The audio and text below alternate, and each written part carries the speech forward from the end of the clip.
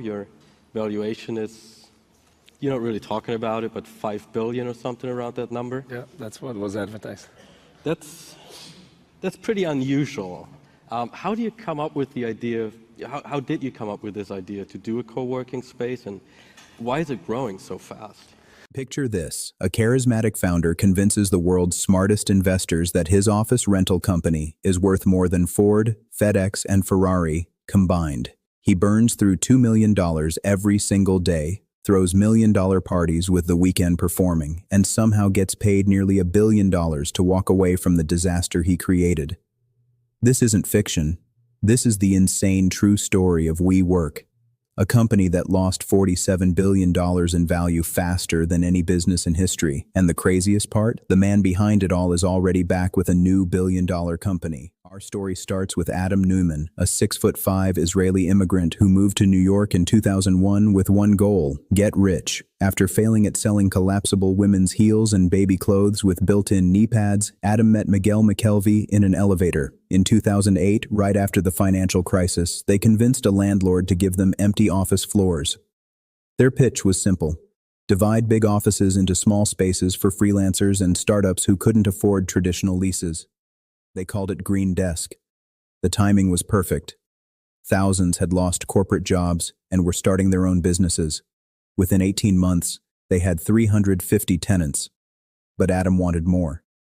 He sold his share for $500,000 and launched WeWork in 2010.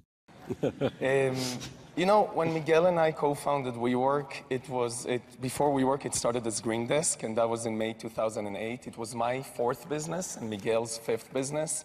And the one thing we really had in common, separate from the fact that we both grew up in community-oriented social environments, which we can speak of in a little bit, we both knew how hard it was to start a new business. And when you start a new business, you can spend 70% of your time on other things that's not your business and not the core thing that you set out to do. And we were looking for a very simple solution. So in May of 2008, we convinced the landlord to give us a building. We had no money.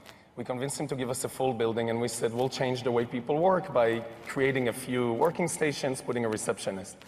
We opened it up. We put 7 ads on Craigslist. Within a week, it was 92% full, immediately cash flow positive. And literally within a few weeks, we realized that green is nice and co-working space is nice, but that's not a big business and that's not going to change the world. What we really were attracted to was community. WeWork's model seemed brilliant.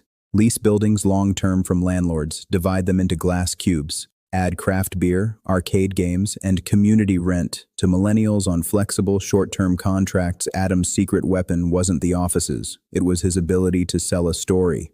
When investors visited, he'd send a code word: activate the space. Suddenly, fake parties would erupt with employees pretending to network. One manager spent $2,000 on nitrogen ice cream just to impress visiting investors. But here's where things get weird. Adam insisted WeWork wasn't a real estate company. He called it the first physical social network, Uber for offices, the next Google. Why? Because tech companies get valued at 20 times revenue. Real estate companies? Only 2 to 5x. This one lie would eventually create a $47 billion mirage. By 2013, WeWork had raised $150 million at a $1.5 billion valuation, officially becoming a unicorn. The formula was addictive: raise money at higher valuations, use it to expand aggressively, show growth to raise more money, repeat. Adam changed his shares to have 10 times voting power, giving him absolute control. When investors warned that absolute power corrupts, Adam simply replied, "I am WeWork." The math never added up. IWG, a competitor, had more locations, more members, and actually made profit. Yet WeWork was valued 10 times higher. Why? Because Adam sold investors on changing the world, not subletting offices. Everything changed in 2017 when Adam met Masayoshi Son, the legendary investor who turned $20 million in Alibaba into $70 billion. Masa had just raised a $100 billion vision fund to find the next tech giants. In the back of Masa's car, after just 12 minutes, Adam secured $4.4 billion, the largest venture investment ever. Masa's advice? Whatever your current strategy is, make it 10 times bigger. This was like giving cocaine to an addict. Adam immediately tripled marketing spending, hired 100 employees per week, offered competitors' tenants 3 years free rent to switch, bought a $63 million private jet, started companies in surfing, education, and apartment living. WeWork became increasingly bizarre. Mandatory summer camps cost millions, featuring Lord and the weekend employees chanted, "WeWork, WeWork." At Monday tequila meetings, Adam banned meat from all offices while eating it himself. His wife Rebecca claimed they'd solve world hunger in 2 years. Rebecca, cousin of Gwyneth Paltrow, inserted herself everywhere. She started WeGrow, a $42,000 per year elementary school where 5-year-olds would create their life's work.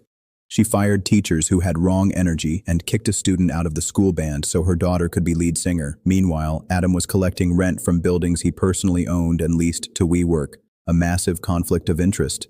He even sold the We trademark to his own company for $5.9 million. By 2018, the absurdity peaked. Revenue, $1.8 billion. Losses, $1.9 billion. They were losing $3,000 every minute. Occupancy rates were falling. Adam had personally cashed out nearly $1 billion while employees couldn't sell shares. But Adam kept doubling down. He convinced Masa that WeWork should raise $100 billion to buy buildings outright and become the world's largest real estate company. The same company he insisted wasn't in real estate. Do roughly right now. So they try to understand how to put your valuation into context. I mean, should you be valued as a real estate company or as a technology company? So we actually don't view ourselves as a real estate company or as a technology company. We used to say that we're a community company, but we're starting to figure out now that we ourselves are still discovering what is that best type of company that we want to be. And the most important thing for us is, just like we like to learn from other people, we want to set an example for other companies. So today when I think of the world and I think of non-for-profit and I think of that word, why is a group of people dedicating their lives to make other people's lives better called non-for-profit? I could argue that they're making the most profit in the world. And then we have for-profit companies that are making things, if it's, let's say, things that are made of wood and they're cutting a lot of trees to get there, and why is the fact that you can make money from cutting trees making you for-profit?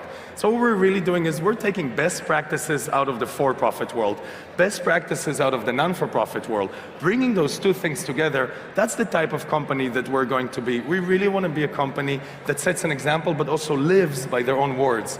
And that's the kind of company we are, and I actually believe in the future that you're going to see a very exciting multiple for companies that really treat other people the way they want to be treated and really feel like they're part of something greater than themselves. When our company makes a decision of a new category that we go into, the question we have to answer is, can we make a meaningful difference in our members' life? Will this move make a difference in the world? And if the answer is yes, then of course we want to do it, and if it's no, then that's not for us to do. Masa drew up plans for WeWork to be worth $10 trillion by 2028. For context, no company on Earth was worth even $1 trillion at the time. Then Christmas Eve 2018 changed everything. Masa called Adam. The Saudi government, who funded the Vision Fund, refused to invest more in WeWork. The markets were crashing. The $20 billion deal was dead. WeWork had less than 6 months of cash left. Their only option, go public. The S-1 filing, the document for going public, was a disaster.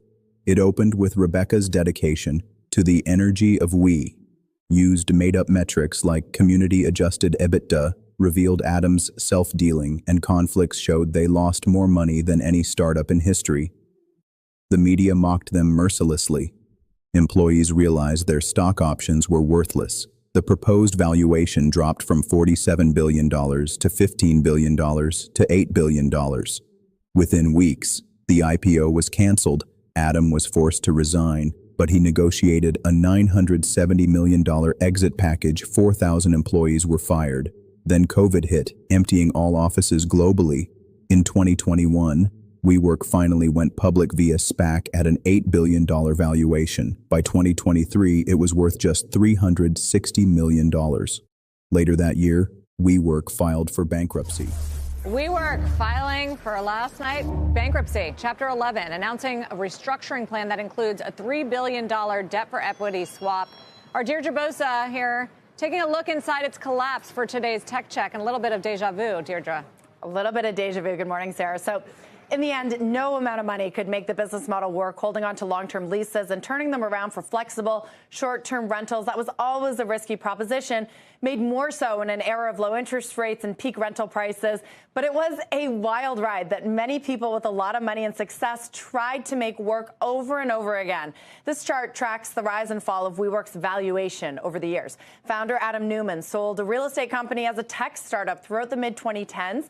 I remember well covering the company in those early days. Now, he was able to create a community and do something novel in the space. What happened next, though, is that everyone wanted a piece. From Benchmark to JP Morgan to SoftBank, investors were clamoring over each other to get in. Masayoshi Son and SoftBank in particular encouraged Neumann to grow the company faster. And in those days, cash burn, it just didn't matter to anyone involved. It was growth at all costs, until, of course, it did matter. The disastrous IPO filing, Neumann's governance, the pandemic, and finally an office market bust that has brought us here today, Chapter 11. Still, WeWork was able to go from a less than $3 billion valuation in 2020 to public markets via SPAC about a year later at $9 billion.